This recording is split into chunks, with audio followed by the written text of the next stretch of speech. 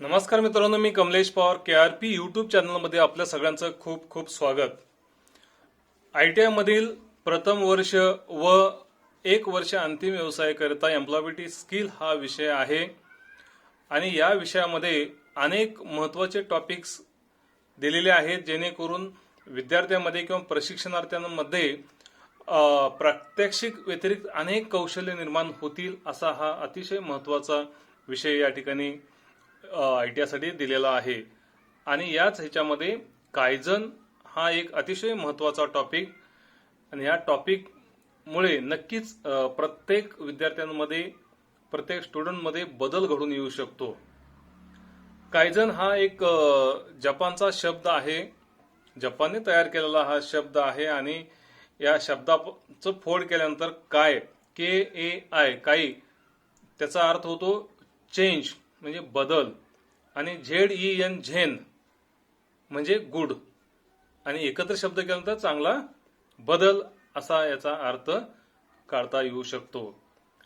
मित्रांनो, कायझन म्हणजे आपण डेफिनेशन पाहूया. Kaizen means basically small continuous improvements in our day to day work. म्हणजेच आपल्या दैनंदिन कामामध्ये हळूवार सततचा बदल करणे यालाच कायझन असं म्हटलं जातं. कायझन ही प्रणाली मित्रांनो जपानने निर्माण केलेली आहे. अतिशय प्रभावी ही कार्यप्रणाली आहे आणि या कार्यप्रणालीचा वापर करून जपान अतिशय प्रगतिशील बनलेला आहे. त्याचबरोबर इतर देशांना देखील याचं अनुकरण करण्यास त्यांनी भाग पाडलेला आहे. एक आदर्श उदाहरण कायझनचं घेतलं जातं. प्रत्येक कंपन्यांमध्ये कायझन वापरलं जातं आणि भारत देशामध्ये देखील अनेक मल्टीनॅशनल कंपन्या आलेल्या आहेत किंवा आपल्या देशातील कंपन्या ज्या आहेत ह्या कंपन्यांनी देखील कायझनचं अवलंब करून अतिशय प्रगती केलेली आहे. कायझन म्हणजे continuous improvement, elimination of waste, time कमी करून टाइम वाचवणं हे कायझनने शिकवलेलं आहे. त्याच कामामध्ये हळूवार बदल करत असताना कोणताही खर्च न होता झालेला बदल हा कायझनमुळे होतो. कोणताही खर्च न करता बदल करणे यालाच कायझन म्हणतात. मित्रांनो, कायझनचं उदाहरण जर आपण एक घरगुती लेवलवरती जर पाहिलं आपण तर आपण मार्केटला जातो, बाजारला जातो. बाजारला गेल्यानंतर आपण काय करतो, एकच पिशवी घेऊन जातो किंवा एकच बॅग घेऊन जातो आणि त्या बॅगमध्ये अनेक भाज्या एकत्र करतो आणि आपण बाजारातनं घरी येतो. घरी येऊन आपण काय करतो, असं खाली पसरतो आणि त्यातनं आपण कांदे वेगळे, बटाटे वेगळे, टोमॅटो वेगळे किंवा इतर भाज्या वेगळे, भेंडी वेगळी असं वेगवेगळे आयटम आपण काय करतो, वेगळं करतो किंवा निवडत बसतो आपण. मित्रांनो, ह्याच्यामध्ये आपला वेळ वाया जातो, वस्तू देखील खराब होण्याची शक्यता असते. तर कायझनने आपल्याला काय शिकवलं की जाताना आपण 5-10 पिशव्या आपण सोबत घेऊन गेल्या छोट्या. बटाट्यासाठी वेगळी पिशवी, कांद्यासाठी वेगळी पिशवी, टोमॅटोसाठी वेगळी पिशवी, भेंडीसाठी वेगळी पिशवी असेल, मटारसाठी वेगळी पिशवी असेल. आपण घरी आल्यानंतर ज्या ठिकाणी आपल्याला ठेवायची ती एक एक पिशवी उचलून आपण ठेवू शकतो. ह्याच्यामुळे काय होतं, वेळ वाचतो. ह्याच्यामुळे काय होतं, नासाडी कमी होते. अतिशय म्हणजे कमी वेळेमध्ये ह्या सगळ्या गोष्टी आपण अगोदरच आपल्या देशामध्ये आपण करत आलेलो आहे, आपण करतो देखील. तर एक घरगुती छोटंसं उदाहरण तुम्हाला मी या ठिकाणी दिलेलं आहे. आणखी एक उदाहरण तुम्हाला कायझनचं देता येईल मला. मित्रांनो, लेथ मशीनवरती वॉशर पार्टिंग करून वॉशर निर्मितीचं एका ठिकाणी कार्य चालत होतं. त्या ठिकाणचा ऑपरेटर तो काय करायचा, वॉशर कट करायचा आणि तसंच त्या बरमध्ये तो टाकायचा आणि शिफ्ट संपायच्या अगोदर अर्धा तास तो काय करायचा, बर मधनं वॉशर एक तो निवडायचा. त्याच्यामुळं त्याचा वेळ त्या ठिकाणी जास्त त्याला लागत होतं आणि प्रोडक्शन कमी होत होतं.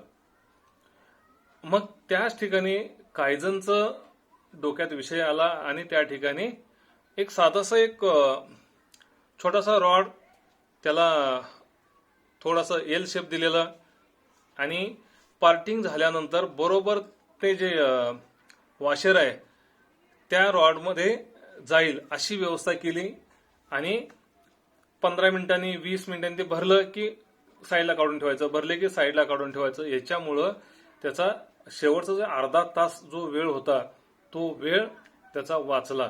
तर याला म्हणायचं कायझन. मित्रांनो, आपण कायझन अजूनही प्रभावीपणे आपण समजून घेऊया.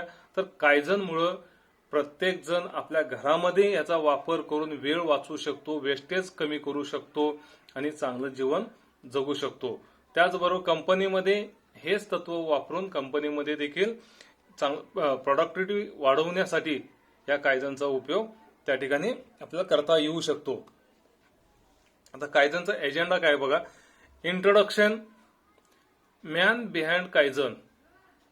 या ठिकाणी म्हटलेलं आहे कायझनच्या पाठीमाग कोण होतं किंवा कोणामुळे कायझन इंट्रोड्यूस झालेला आहे. तर मॅन बिहाइंड कायझन.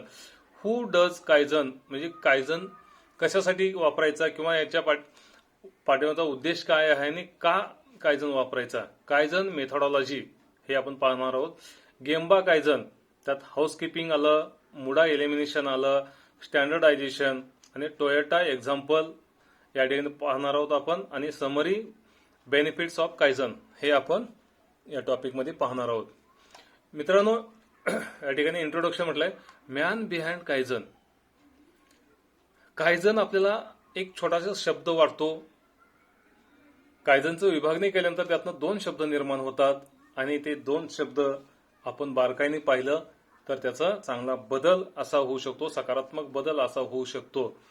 तर मित्रांनो, मॅन बिहाइंड कायझन म्हणजे Masaaki Imai is known as the developer of kaizen. कायझनची निर्मिती कोणी केलेली आहे तर मसाकी इमाई यांनी कायझनची निर्मिती केलेली आहे. मित्रांनो, he is known as the lean guru and the father of continuous improvement. यांना काय म्हणतात, लीन गुरु पण म्हणतात आणि फादर ऑफ कंटिन्युअस इम्प्रुव्हमेंट. याच व्यक्तिमत्वामुळे मित्रांनो जपान अतिशय प्रगती केलेली आहे. तर यांना कुणीही विसरू शकणार नाहीत असे हे मसाकी इमाई यांचं आदराने लोक नाव घेतात इंडस्ट्रीमध्ये आणि यांचं जे कार्य आहे या कार्याला प्रत्येकजण सलाम करतो. मित्रांनो, तर according to him in simple words kaizen means improvement. यांच्या मते किंवा यांचा म्हणण्यानुसार कायझन अतिशय एक छोटा शब्द आहे किंवा एक साधा शब्द आहे आणि त्याचा अर्थ काय होतो, प्रगती, विकास किंवा बदल. Kaizen strategy calls for never ending efforts for improvement involving everyone in the organisation, managers and workers alike. म्हणजे कायझन हे असं एक कार्यप्रणाली आहे, याच्यामध्ये प्रत्येक जण काम करत असतो, प्रत्येक जणांचा सहभाग असतो. यात मॅनेजर्स असतील, टॉप मॅनेजमेंट असेल किंवा वर्कर्स असतील, प्रत्येकाचं इन्व्हॉल्वमेंट या कार्यप्रणालीमध्ये असतं आणि असलं पाहिजे. कशासाठी तर इम्प्रुव्हमेंटसाठी. आपला उद्देश काय, आपल्यामध्ये प्रोसेसमध्ये, कंपनीच्या प्रॉफिटमध्ये, प्रत्येक क्वालिटीमध्ये इम्प्रुव्हमेंट करणे हाच या कायझनच्या पाठीमागचा उद्देश आहे. मित्रांनो, author of books like Kaizen 1986 ला लिहिलेलं कायझन हे पुस्तक मसाकी इमाई यांनी हे लिहिलेलं आहे.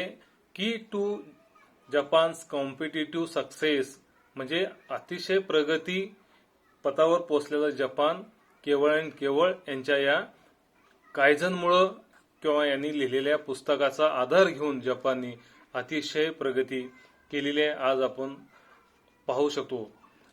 And gemba Kaizen 1997, gemba Kaizen हे त्यांचंच पुस्तक आहे किंवा त्यांचीच प्रणाली जगभर वापरलं जातं किंवा आदराने त्यांच्याकडे पाहिलं जातं.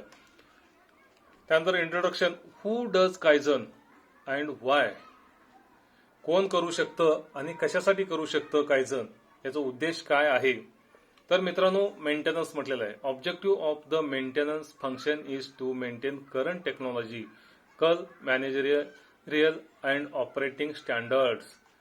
तर जे काही स्टँडर्ड्स आहेत किंवा प्रमाण आहे किंवा प्रमाणित आहेत किंवा जे सध्या चाललेले जे टेक्नॉलॉजी आहे ते मेंटेन करणे, त्याचं जे कार्य आहे ते कार्य मेंटेन करणे किंवा त्याच्यामध्ये प्रगती करणे, इम्प्रूव्ह करणे, हा याच्यासाठी कायझनचा वापर केला जातो. आहे ती प्रोसेस, त्या प्रोसेसमध्ये इम्प्रूव्ह करणे आणि सस्टेन म्हणजे सतत तेवत ठेवणे किंवा सतत त्याची निर्मिती करत राहणे आणि मेंटेन करणे. इनोव्हेशन, नाविन्यपूर्ण काहीतरी इम्प्रूव्ह करणे. Improvement function is aimed at improving current standards. जे आता जे प्रमाणित आहे त्याच्यामध्ये वाढ करणे, त्याच्यामध्ये प्रगती करणे, यालाच कायझन इनोव्हेशन म्हणतात मित्रांनो. तर कायझन आपण का हे करतो, वापरतो, तर त्याच्या पाठीमागचा असा उद्देश या ठिकाणी दिलेला आहे. आणि कायझन कोण करू शकतो, कायझन प्रणाली कुणी वापरू शकतो, तर Kaizen ongoing improvement involves everyone. Kaizen कोण करू शकतो, तर कायझन ही सिस्टीम, कार्यप्रणाली प्रत्येक जण वापरू शकतो मित्रांनो. सदरची प्रक्रिया ही कंपनीमध्ये, छोट्या छोट्या उद्योगामध्ये, आपल्या घरामध्ये देखील आपण कायझन अंमलात आणू शकतो. कायझन प्रणाली आपण घरच्यांना समजून सांगून आपला वेळ वाचू शकतो. आपण आपल्याकडून होणारा वेस्टेज तो आपण टाळू शकतो. कोण वापरू शकतो, टॉप मॅनेजमेंट, कंपनी असेल तर टॉप मॅनेजमेंट, त्याच्यानंतर मॅनेजर्स आणि वर्कर्स, तिन्ही कॅटेगरीच्या साह्याने कायझनचा वापर केला जातो. यात म्हटलं बघा, ग्राफिक्स मध्ये दिलेलं आहे. टॉप मॅनेजमेंट इनोव्हेशन करतं, middle management innovation plus Kaizen, आणि सुपरवायझर्स कायझन आणि ते सस्टेन करणे किंवा मेंटेनन्स करणे, हे वर्कर आणि सुपरवायझरचा हा रोल आहे. तर इनोव्हेशन, कायझन आणि मेंटेनन्स या तीनही कॅटेगरीचे लोक किंवा कर्मचारी त्या कंपनीमध्ये कायझन अंमलात आणण्याचं अतिशय महत्वाचं कार्य ते करत असतात. कायझन मेथॉडॉलॉजी. मित्रांनो, कायझन कसं वापरतात, कायझनची प्रोसेस काय असली पाहिजे, हे या ठिकाणी दिलेलं आहे. तर finding out the pain area, म्हणजे ज्या ठिकाणी प्रॉब्लेम आहे त्याचा त्या ठिकाणी शोध घेणे. म्हणजे समजा आपलं एक शरीर आहे, शरीराच्या एका कुठल्या तरी अंगावरती किंवा अवयवावरती दुखणं झालेलं आहे, तर ते दुखणं काय आहे, कुठं आहे आणि कशामुळं आहे, तर तो शोध घेणे, ॲनालिसिस करणे आणि त्याच्यावरती प्रक्रिया करणे. तर finding out the pain area म्हणजे ज्या ठिकाणी इश्यू आहे, प्रॉब्लेम आहे, त्या ठिकाणी त्याचा शोध घेणे, त्याच्यावरती अभ्यास करणे, कशामुळे ते होतं आणि काय केल्यानं तो शॉर्ट आउट होऊ शकतो, तो इश्यू कमी होऊ शकतो, याचं ॲनालिसिस याच्यामध्ये केलं जातं. त्यानंतर 3 M's considered with the 4 M's. 3 M's म्हणजे मुरा, मुरी आणि मुडा. अतिशय प्रभावी हे टूल्स आहेत. मुडा म्हणजे नॉन व्हॅल्यू ॲडिंग वर्क. मित्रांनो, आपल्याला माहिती आहे, आपण 10 मिनिट उशिरा कंपनीत पोहोचल्यानंतर 10 मिनिटाचा आपला वेळ वाया जातो. म्हणजे प्रोडक्टिव्हिटी आपली त्यामुळं कमी होऊ शकते. मग हे नॉन व्हॅल्यू ॲडिंग मध्ये हा वेळ येतो. वस्तूंची किंवा तिथल्या जॉबचं जे हाताळणं आहे, त्यात जो जाणारा वेळ आहे, तो वेळ देखील नॉन व्हॅल्यू ॲडिंग मध्ये जातो. याला मुडा म्हणतात. मुरी, ओव्हरबर्डन, विनाकारण एखाद्या कामाचा आपण ओव्हरबर्डन घेतो, त्यामुळे देखील प्रॉब्लेम किंवा इश्यू निर्माण होतो. तर हे आपल्याला अवॉइड करणं आवश्यक आहे. मुरा, अनइव्हननेस, म्हणजे हे देखील एक ऑड पद्धतीने चालणारा प्रकार, ह्याला मुरा, मुरी आणि मुडा असं म्हटलं जातं. आणि 4 M's म्हटलं, 4 M's. 4 M's म्हणजे मॅन, मशीन, मटेरियल आणि मेथड. कंपनी ह्या 4 गोष्टींवरती अवलंबून असते मित्रांनो. ह्या 4 फॅक्टर वरती कंपनी अवलंबून असते. ह्या 4 M's वरती अवलंबून असते. मॅन, मशीन, मटेरियल आणि मेथड ह्या चारही गोष्टींचं किंवा चारही ह्या गोष्टींमध्ये क्वालिटी किंवा दर्जा चांगला असणं, गुणवत्ता चांगला असणं आवश्यक आहे. तरच कायझन सफल होऊ शकतो. टाइप्स ऑफ वेस्ट म्हटलेलं आहे. Types of waste. मुरा म्हणजे काय पाहूया. Mura unevenness is avoided through just in time systems. आता यात अनइव्हननेस जे आहे किंवा एक वेगळेपणा जे आहे हे आपण जस्ट इन टाइम हा कन्सेप्ट या ठिकाणी वापरून आपल्याला मुरा कमी करता येऊ शकतो किंवा घालता येऊ शकतं. Which are based on little or no inventory by supplying the production process with the right part at the right time. ज्या ठिकाणी जी वस्तू पाहिजे ती वस्तू अगदी योग्य वेळेत त्या ठिकाणी पोच करणे किंवा सप्लाय करणे यालाच मुरा म्हटलं जातं. At the right time, in the right amount आणि योग्य किंमत. योग्य वेळी आणि योग्य वस्तू आणि त्यात इन्व्हेंटरी कमी करणे ह्या सगळ्या गोष्टी मुरामध्ये कंट्रोलमध्ये आणलं जातं. Muri overburden can be avoided through standardised work to achieve this. A standard condition और output must be defined to assure effective judgement of quality. Mura काय म्हणतं, कॅन बी अवॉइडेड. आपण अवॉइडेड थ्रू स्टँडर्डाइज्ड वर्क म्हणजे प्रमाणित कामाच्या माध्यमातून आपण हे टाळू शकतो. ओव्हरबर्डन आपण टाळू शकतो किंवा मुरी आपण टाळू शकतो. To achieve this a standard condition और output must be defined to assure effective judgement of quality. म्हणजे याच्यामध्ये क्वालिटीला किंवा गुणवत्ता किंवा दर्जा याला खूप महत्व दिलेला आहे मित्रांनो. तर आपण हे टाळण्यासाठी मुरी म्हणजे ओव्हरबर्डन आपण टाळू शकतो. मुडा म्हणजे नॉन व्हॅल्यू ॲडिंग वर्क.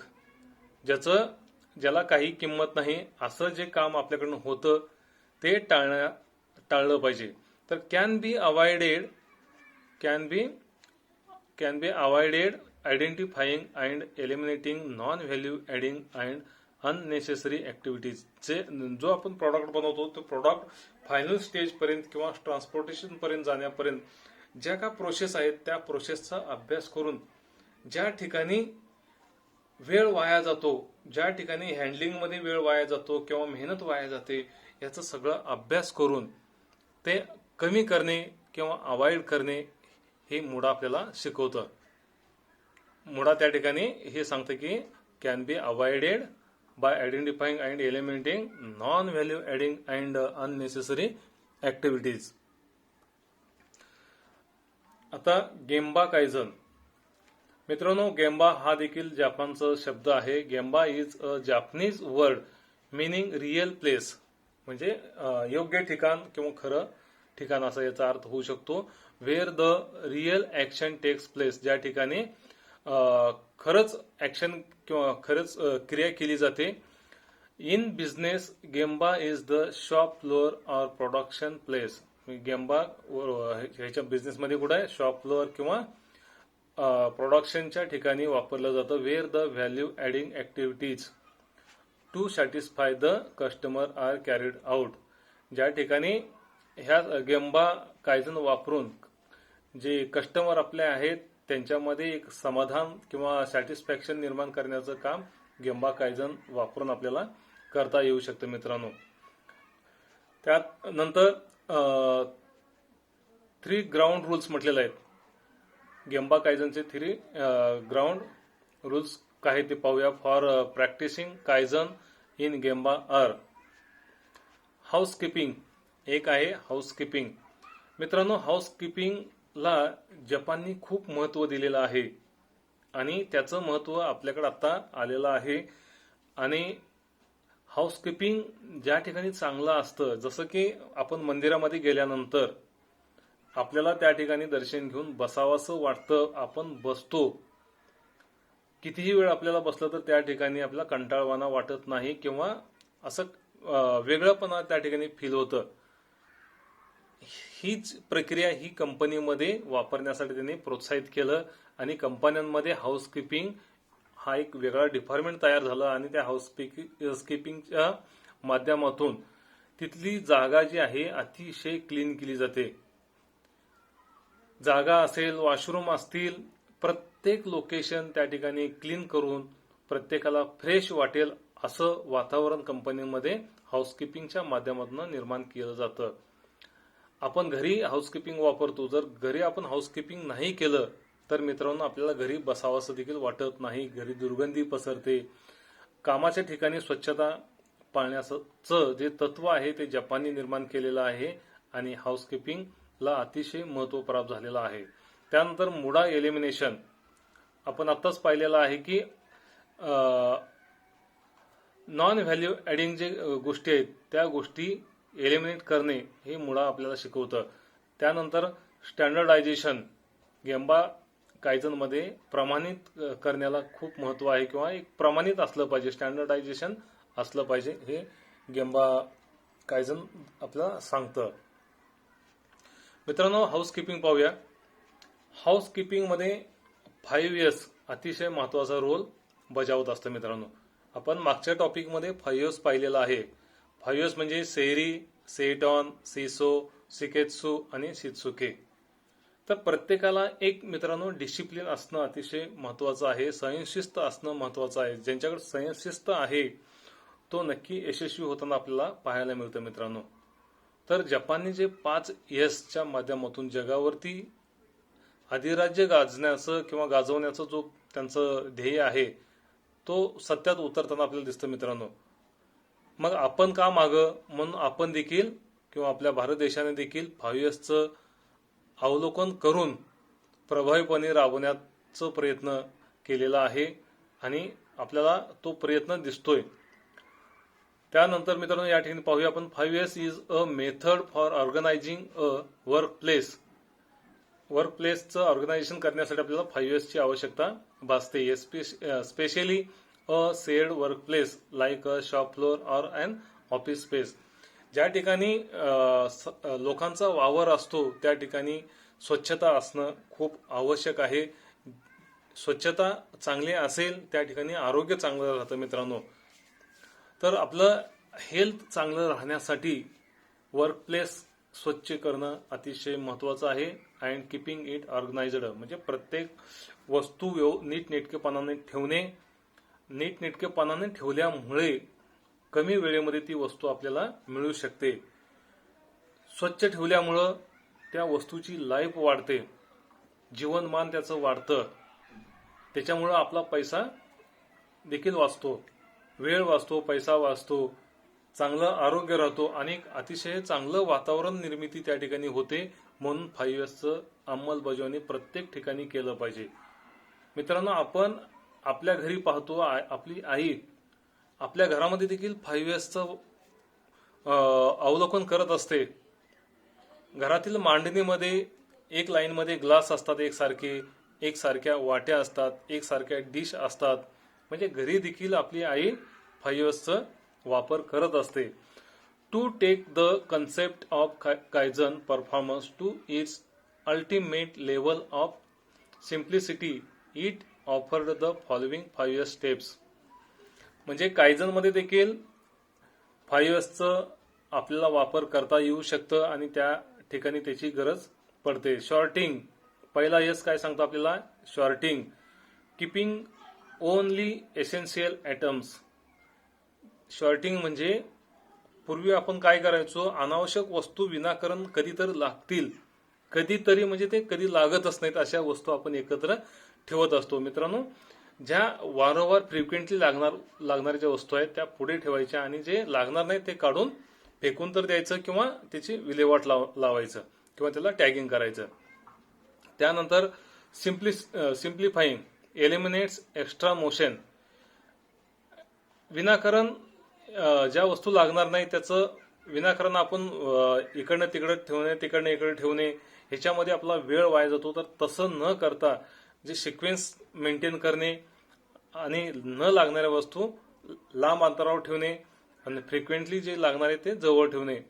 त्यानंतर स्वीपिंग स्वीपिंग म्हणजे कीप द वर्कप्लेस क्लीन, म्हणजे ज्या ठिकाणी आपण काम करतो ती जागा नेहमी स्वच्छ ठेवली पाहिजे. आपलं घर जसं स्वच्छ असतं तसंच हे देखील स्वच्छ असलं पाहिजे.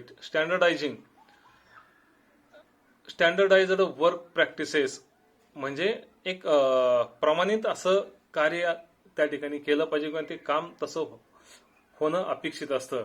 त्यानंतर सस्टेनिंग, मेंटेनिंग अँड रिव्हिविंग स्टँडर्ड्स, जे काय प्रमाणित केलेलं आहे ते सस्टेनेबल असलं पाहिजे, ते कंटिन्यू चालणारं असलं पाहिजे.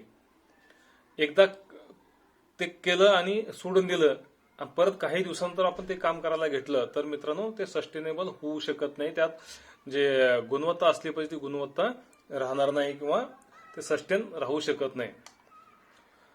त्यानंतर मित्रांनो मुडा एलिमिनेशन म्हटलेलं आहे. मुडा एलिमिनेशन काय ते पाहूया.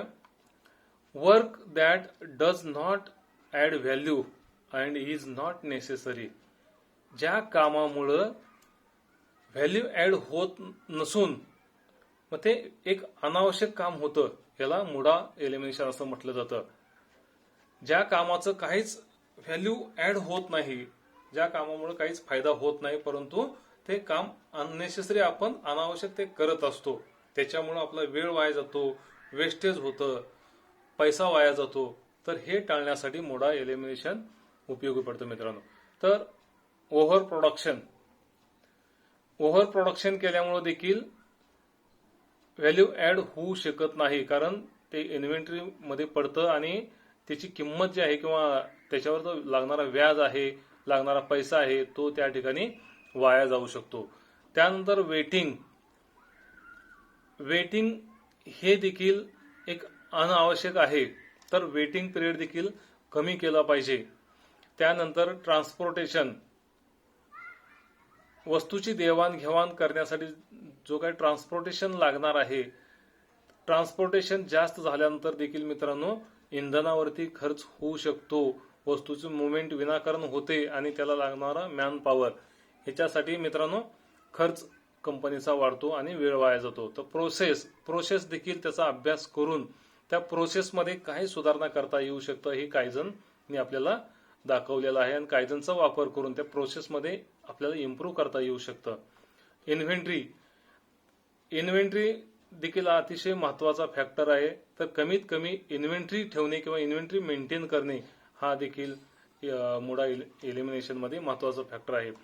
ऑपरेटर मुवमेंट्स, एखाद्या मशीनवरती काम करणारा जो ऑपरेटर आहे त्या ऑपरेटरचं मुवमेंट किती होतं याचा देखील अभ्यास करणं महत्वाचं. त्याचं मुवमेंट कमीत कमी ठेवणं आणि जास्तीत जास्त प्रोडक्शन वाढवणे हा त्याचं घटक आपण अभ्यास केला पाहिजे. आणि जास्तीत जास्त जे मुवमेंट आहे ते मुवमेंट आपल्याला कमी करायचं आहे. त्यानंतर डिफेक्ट्स, प्रक्रियेमध्ये वस्तू निर्मितीच्या प्रक्रियेमध्ये किंवा वस्तूमध्ये जे काही डिफेक्ट्स निर्माण होतात त्याच्यामुळे कंपनीनं नुकसान होतं, वेळ वाया जातो, पैसा वाया जातो, मटेरियल वाया जातो. तर ह्याच्यामध्ये अभ्यास करून हे डिफेक्ट्स देखील कमी करणं गरजेचं आहे. तर एलिमिनेट दीज ऍक्टिव्हिटीज म्हटलेलं आहे. ह्या सगळ्या 7 ज्या गोष्टी आहेत ह्या आपल्याला काय करायच्या आहेत, एलिमिनेट करायच्या आहेत. तरच आपली कंपनी भरभराटीला येऊ शकते किंवा कंपनी प्रॉफिटमध्ये येऊ शकते. तिसरं स्टँडर्डायझेशन. मित्रांनो standards may be defined as the best way to do the job, म्हणजे जे प्रमाणित आहे त्या प्रमाणित स्पेसिफिकेशन नुसार, प्रमाणित डायमेन्शन नुसार जॉब बनवणे ही प्रक्रिया योग्य प्रक्रिया असणार आहे. त्यानंतर products or services are created as a result of a series of process. काय म्हणलं, products or services are created as a result of a series of process. जी प्रोसेसची जी सिरीज आहे किंवा प्रक्रिया ज्या आहेत त्या प्रॉडक्टमध्ये किंवा सर्व्हिसेसमध्ये आपण निर्माण केलं पाहिजे. त्याचं रिझल्ट जे आहे ते रिझल्ट आपल्याला चांगला मिळाला पाहिजे. Certain standard must be maintained at each process in order to assure quality. Certain standard must be maintain म्हटलेलं आहे. जे काय स्टँडर्ड आपण ठरवलेले आहेत, प्रमाणित केलेले आहेत त्या मेंटेन होणं गरजेचं आहे मित्रांनो. त्याच्यामध्ये चढ उतार झालं की आपल्याला क्वालिटी मेंटेन करता येऊ शकत नाही आणि आपल्याला त्या ठिकाणी लॉस होऊ शकतो किंवा कंपनीला नुकसान होऊ शकतं. At is process in order to assure quality. म्हणजे शेवटी गुणवत्ता असणं खूप महत्वाचं आहे, गुणवत्तेची खात्री असणं महत्वाचं आहे किंवा आपल्याला ते गुणवत्तेची खात्री देता यायला पाहिजे. अश्युअर क्वालिटी म्हटलेलं आहे. Standards also can prevent recurrence of the same problem. Standards काय करतं? Also can prevent. स्टँडर्ड काय करतं? Also can prevent recurrence of the same problem. एखाद्या वस्तूमध्ये तेच प्रॉब्लेम येत असतील तर हे प्रमाणित केलेल्या किंवा स्टँडर्ड प्रमाणे नसेल तर तो प्रॉब्लेम परत येत असतो. तो प्रॉब्लेम आपल्याला सॉल्व्ह करता येऊ शकतं. म्हणजे standards are can prevent recurrence of the same problem. एक सारखेच प्रॉब्लेम येत असतील तर या प्रमाणित केलेल्या गोष्टींमुळं किंवा प्रमाणित केलेल्या एखाद्या गेजमुळं ते आपल्याला कंट्रोलमध्ये किंवा नियंत्रणामध्ये ठेवता येऊ शकतं. आता टोयोटा एक्झाम्पल पाहूया आपण या ठिकाणी काय सांगतं ते. Management philosophy. Respect for people. लोकांचा आदर करणे and continuous improvement. Respect for people and continuous improvement हे टोयोटाचं एक ब्रीद वाक्य आहे किंवा त्यांचा तो ध्येय आहे मित्रांनो. टोयोटाची मॅनेजमेंट फिलॉसॉफी काय सांगतं, तत्वज्ञान काय सांगतं? Respect for people and continuous improvement. लोकांचा आदर करणे आणि सततचं प्रगती करणे किंवा बदल करणे. The success of the Toyota production system can be attributed to. तर टोयोटाचं जे सक्सेस आहे मॅन्युफॅक्चरिंग मधलं किंवा प्रोडक्शन सिस्टीम मधलं हे कशावर आहे तर एलिमिनेटिंग वेस्टेड म्हटलेलं आहे. Time and resources. Eliminating wasted time. वेळ वाया जाणारा वेळ आणि त्याचं रिसोर्सेस जे आहेत ह्याच्यामध्ये ते कमी करण्याचा प्रयत्न केलं. त्यामुळे त्यांना यश प्राप्त झालेलं आहे. त्यानंतर building quality into workplace systems. ज्या ठिकाणी कार्यपद्धती चालते, काम चालतं त्या ठिकाणी एक गुणवत्ता निर्माण करणे हा टोयोटाचा एक ध्येय आहे. Finding low cost but reliable alternative. Finding low cost म्हणजे ते किंमत कमी करणे किंवा कमी किमतीत वस्तू घेणे आणि त्याला अल्टरनेट दुसरा उपाय देणे to expensive new technology. Finding low cost but reliable alternative to expensive new technology. ह्या नवीन तंत्रज्ञानामध्ये किंमत कमी करणे किंवा कमी किमतीची वस्तू त्याला मेंटेन करणे हा उपाय किंवा हा उद्देश टोयोटाचा आहे. Perfecting business processes. जे प्रोसेस आहे ती प्रोसेस मेंटेन करणे, त्याच्यामध्ये बदल करत राहणे. त्यानंतर building a learning culture for continuous improvement. तर सततच्या बदलासाठी किंवा सततचं इम्प्रुव्हमेंट आहे त्यासाठी एक प्लॅटफॉर्म तयार करणे हा उद्देश टोयोटाचा आहे. तर हे बारकाईने एवढं पाहू शकत नाही मित्रांनो. पुढची स्लाइड पाहूया. Benefits of Kaizen. तर कायझन वापरून काय फायदा होऊ शकतो ते आपण पाहूया मित्रांनो. Kaizen reduces waste. कायझन काय करतं? वाया जाणारं कमी करतं. हे कमी वाया जाऊ देतं किंवा वाया जाणाऱ्यामध्ये अभ्यास करून ते कमी करण्याचा प्रयत्न कायझन करत असतं. Kaizen reduces waste like inventory waste, time waste and workers motion. बघा, इन्व्हेंटरी कमी करण्याचं काम कायझन करतं. टाइम जे वाया जात होतं ते कमी करण्याचं काम कायझन करतं आणि वर्कर्सचं जे मुवमेंट किंवा मोशन आहे ते कमी करण्याचं काम कायझनच्या माध्यमातून आपल्याला करता येऊ शकतं. त्यानंतर kaizen improve space utilization, product quality. कायझनमुळं जास्तीत जास्त जागेचा वापर आपल्याला करता येऊ शकतं आणि क्वालिटी ऑफ प्रोडक्ट हे अतिशय महत्वाचा रोल कायझनमुळे आपल्याला करता येऊ शकतं.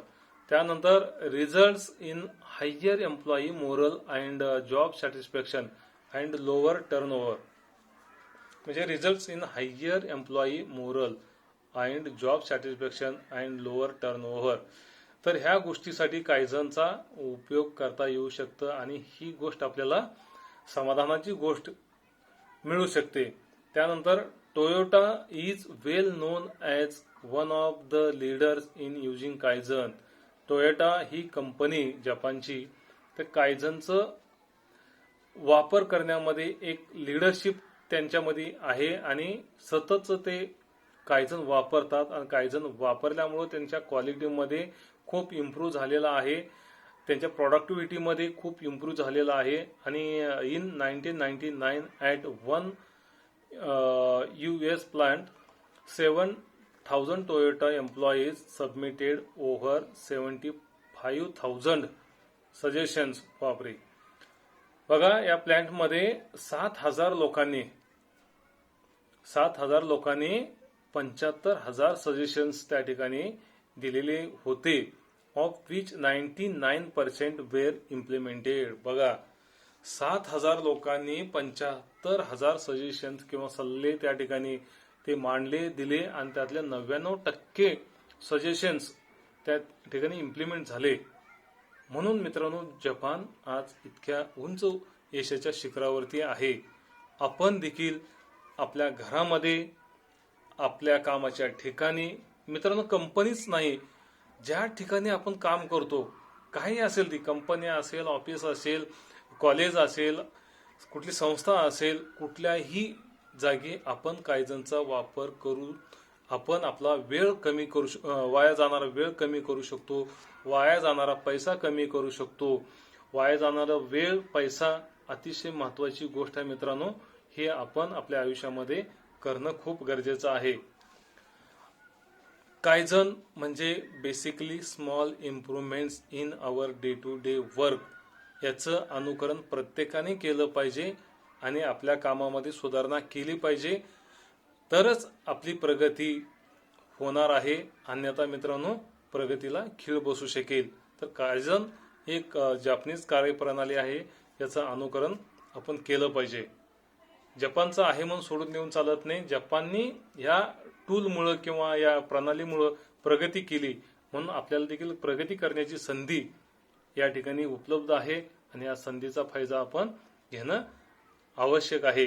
Fortune 100% best companies to work for. लक्षात.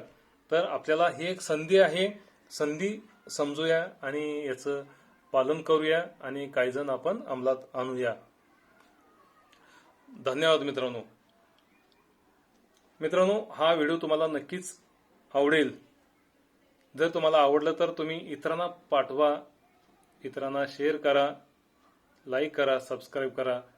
थँक्यू मित्रांनो.